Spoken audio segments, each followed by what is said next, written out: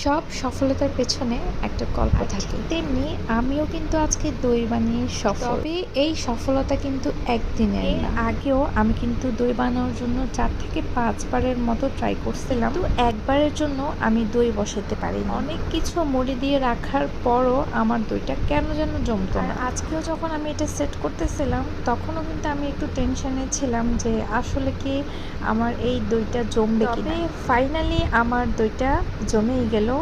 আর আরেকটা কথা, এর আগে দইগুলো কিন্তু আমি সারা রাত অবধি রেখে দিয়েছিলাম, তারপরও দইটা জমেনি। এইবার দইটা কিন্তু আমার 4 থেকে 5 ঘন্টার মধ্যেই জমে গেছে। আর আমার ঘরে দই না জমার কারণ ছিল একটা, সেটা হচ্ছে আমার ঘরটা শীতকালে অনেক বেশি ঠান্ডা ছিল। টেম্পারেচারের কারণে হচ্ছে আমার ঘরে দইটা জমতো না। এটা নিয়ে আমি অনেক বেশি আপসেট ছিলাম। তবে আজকে সব কিছু একদম দূর হয়ে গেছে, কারণ আজকে খুব অল্প সময়ে আমার দইটা পারফেক্টভাবে জমে গেছে।